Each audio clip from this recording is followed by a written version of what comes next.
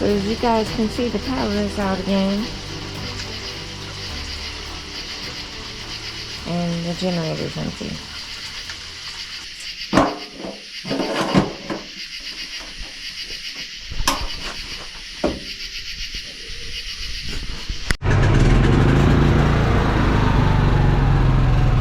That's a nice generator bed to take. You have me, and I have you. That's enough to paint lonesome black and blue. Yeah, I have you, and you have me. That puts a bow up in the sky that tells the rain to cease. We've had up, and we've had down. We've had warm nights, we've gone round and round. What I know, this much is true. There ain't a color in the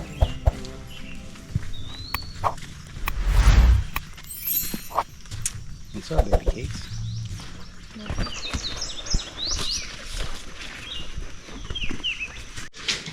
So this part, we have plenty, right? But this part, 4 foot is gonna be pretty tight. Okay, and that's our maximum. These things will all be side by side. You can see that there's access to each one of the screws, which is important. What I'm thinking is, let's see here, on this one, 2x4 will work. We'll be asking a lot, but a 2x4 will work. We're just gonna have to be real precise. Good morning, everyone. Welcome to the channel It's All Grady. I'm Denise. And Marcel. You guys, we are changing it up this morning. We're not going to be on the house build. It rained yet. crazy and power went out and everything's sloppy.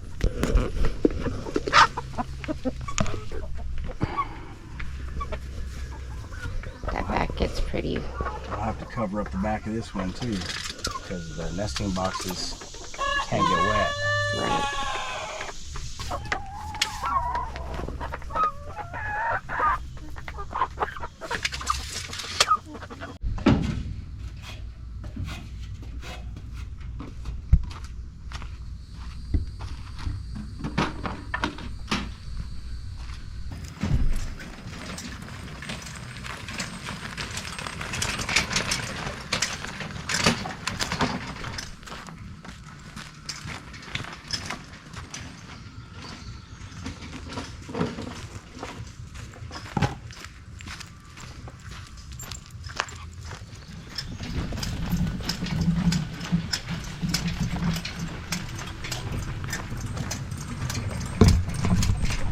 So I'm going to cut 2 of these uprights at 29 inches. I'm going to cut the other 2 at 31 inches. When I go in to install it, I'll show you why. It's because this is some gussets that we installed, so I'll cover that when we go inside. But we're going to make this a quick job, guys. We're going to cut these pieces, slam them together, and make it happen, Captain. Okay. All right, you guys. So check out this coop right here. We built it, I don't know, several months ago, and it was the last one we built, but it does not have any real nesting boxes. And since there's so many chickens in here, we wanted to offer them more spaces than just the one box that we have in there. And aside from that, we were gifted these amazing nesting boxes for the chickens. We're excited to put these in and get these girls some new boxes to nest in. Yeah, it's amazing how all these amazing gifts equals more work for me.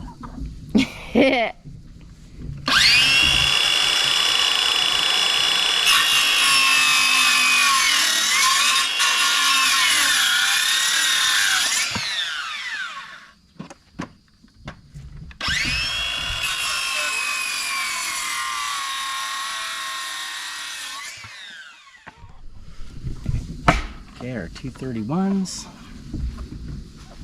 Awesome. Really excited about this. Babes loves to do more work for me. Yeah. Here we go, you guys. This is only the beginning.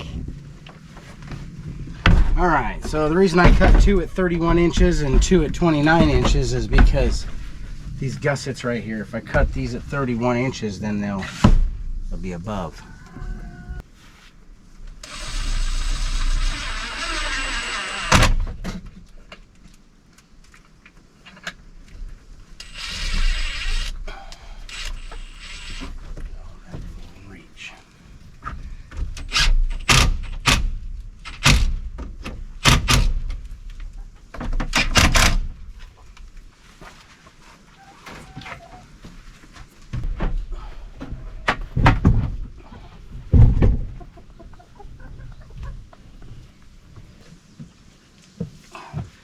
Want to do the fake grass? Yeah.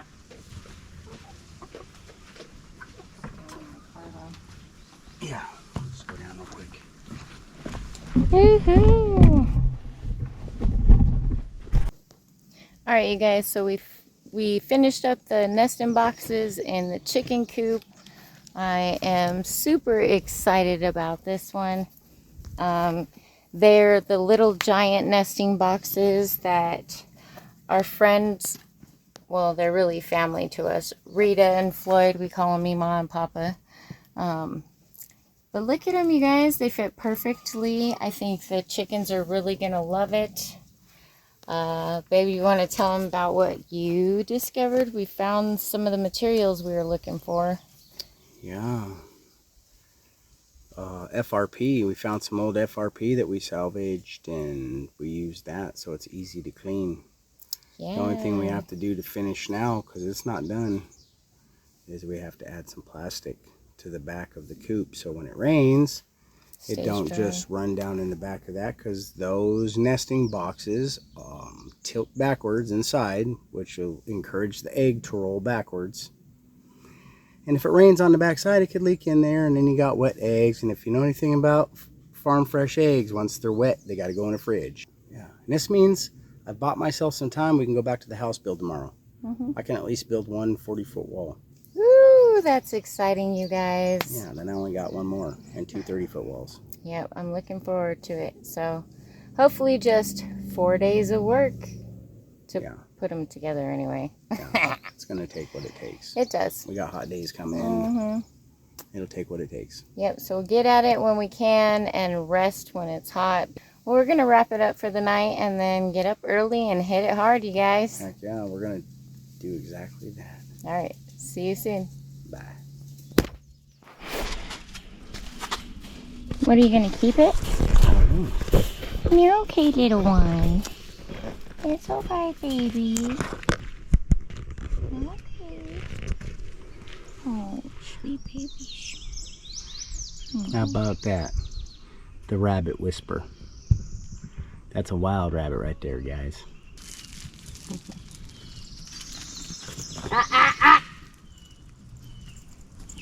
Good girl.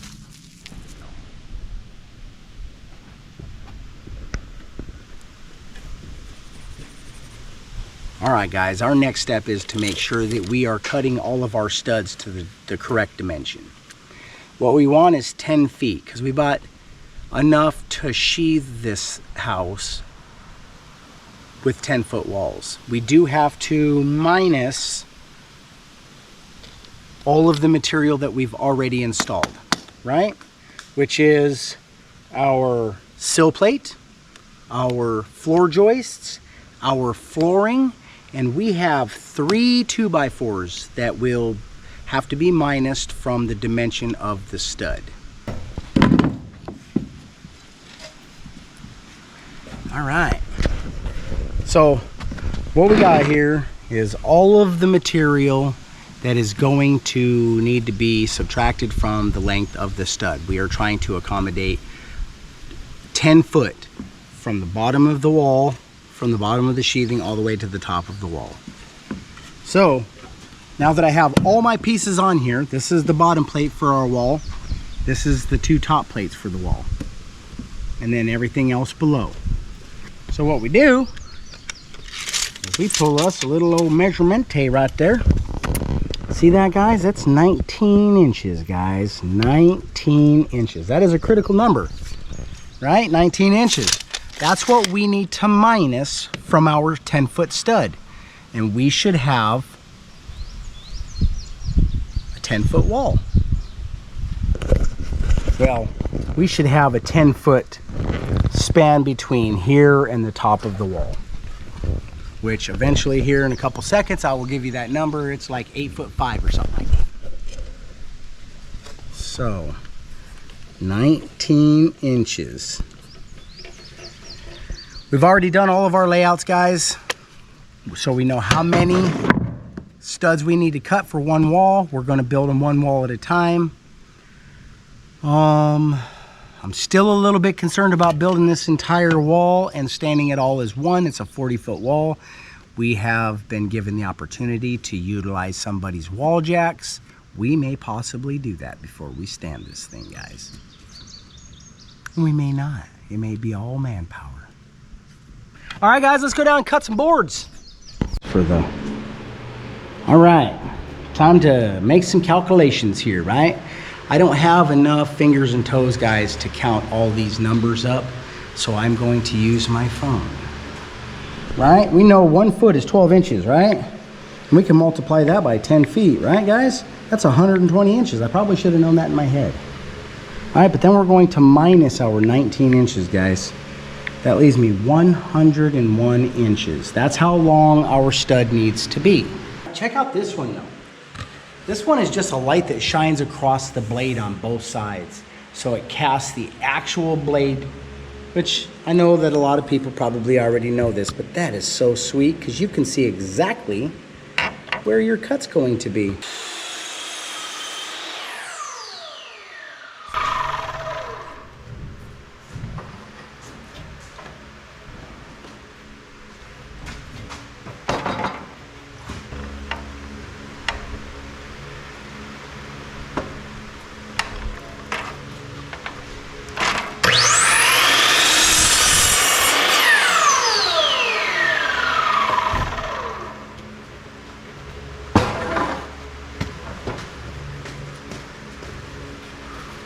Really? What? Did somebody get hungry in the yard or something? What? I am going to turn all these boards into a 2-cut process. It's very unfortunate. It's going to cost twice as much time, but the lumber is just so out of whack that I don't want to even trust the factory end. So we're going to knock off one end to give us a nice, clean, flush cut, and we'll pull our measurements off of that. Sweet. All right, so we just knocked off a little fuzz right there. Come out of here.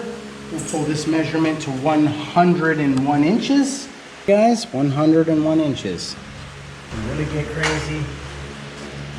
Throw a square on there. Gives me an idea. Bam.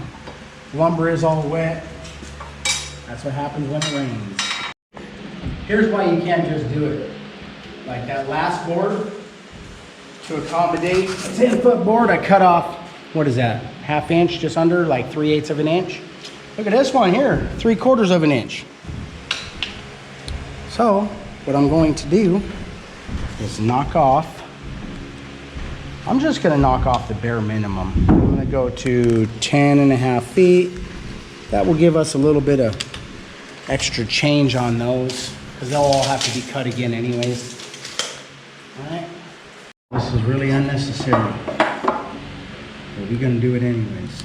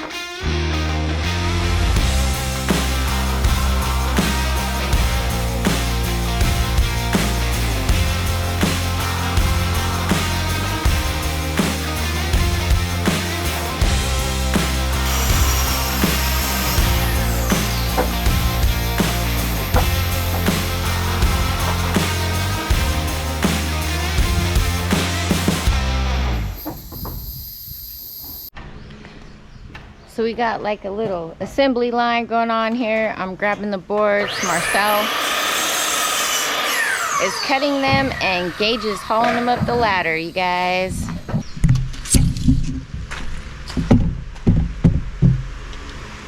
My math's off, guys. It's 105. It's 8 foot 5 inches is how tall, how big this board is. Awesome. So if you add the other 1, 2, 3, 4.5 inches, you got 9.5 inches. So it's 8 foot 9.5 inches is how tall our wall will be. Bam! Math.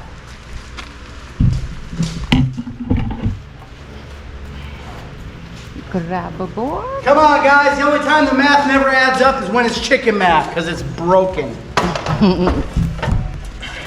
What do you think about that, Gage? You know what I think? Hmm? I think my buddy got mad I wasn't wearing the It's All Grady t-shirt the other day watching the video, so shout out to you, Mark.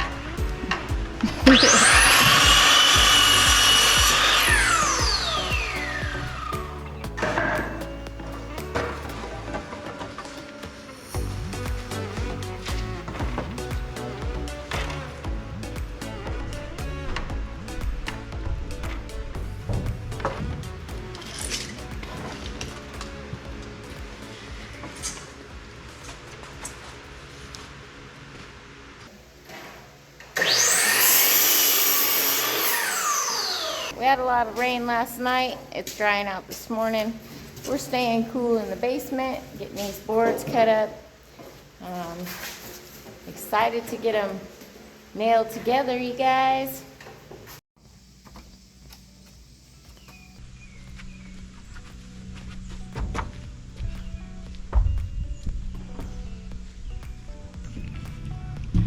So they took the boards off this morning right here on the front, so they could squeegee off the top here because it had quite a bit of water on it from the rain last night.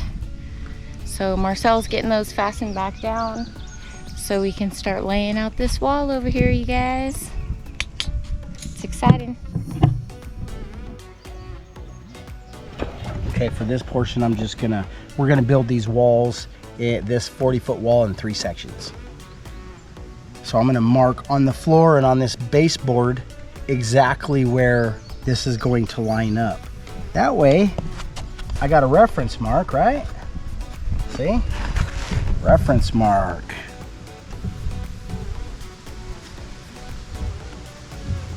We'll do that on the 3 sections of wall. A 16-foot, whatever this is here, we'll just come right to the middle somewhere here. Do it the same way.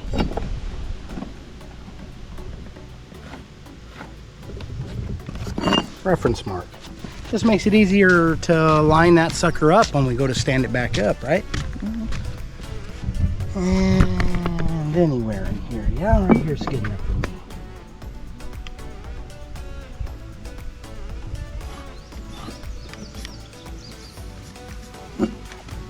Okay. All right, sweet potato. All right. Let's get this wall put together. It is getting hot.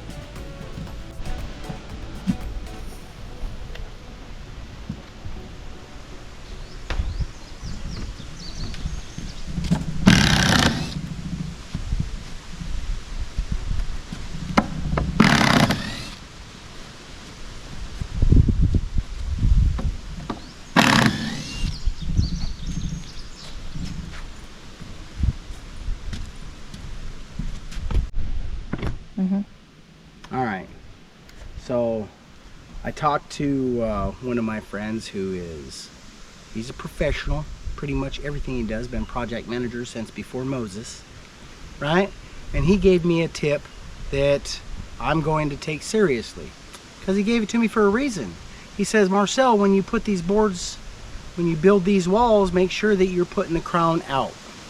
Push the crown out. So that's what we're gonna do. So when we grab these 2x4s, we'll sight down the 2x4. You can find a flat spot, set the board down. Wherever the crown is, we want that to be out. putting the crown out on this wall right here specifically, we'll be putting the crown up, right? Because the wall will stand up. This is the top of the wall. All right, so as we grab these boards and lay them over here for me, I want you two to know that when you're grabbing them, make sure the crown is up. Okay? Perfect. Okay. Grab a board, please. All right, since we pulled this off, now I can mark these bottom ones. All right, right there's my mark. Just follow that through just like that. Boom. All right. Boom. Continue that all the way through. One thing I know we're probably going to want to make sure we do when we build these is we don't want to have to shuffle these walls around too much, right? So we're going to try to build it as close to where it goes as we possibly can.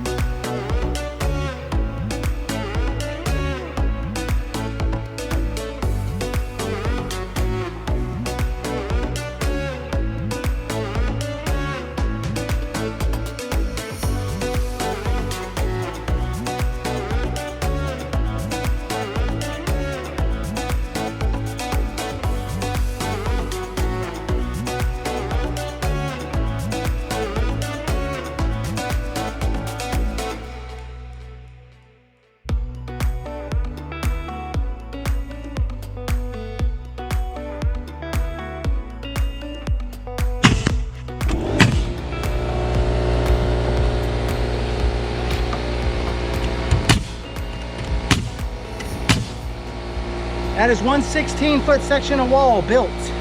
Yay! In a day. So the reason you want to use the inside board right here, baby cakes, is because it's going to catch the drywall on the inside corner. Plus, it makes your corner really strong. That's the reason we're not using a full one in the middle, because we're using one 1.5 inches away from it. And then on this wall, we only need one. And it really is just to catch the drywall on the inside of the house.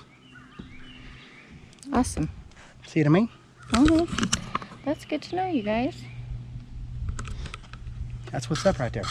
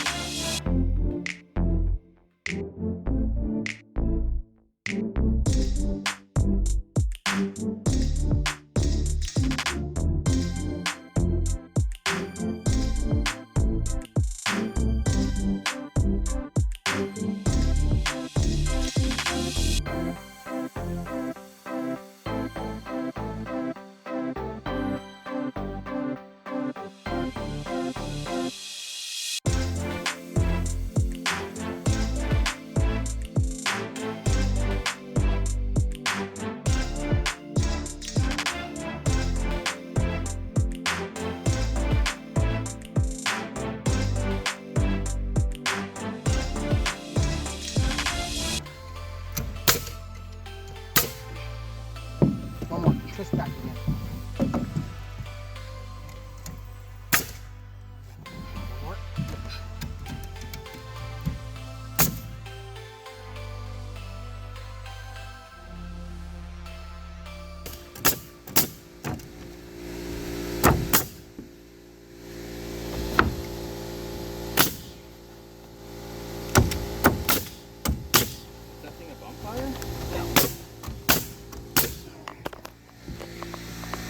All right. I need to get out of the sun. I'm baking. All right.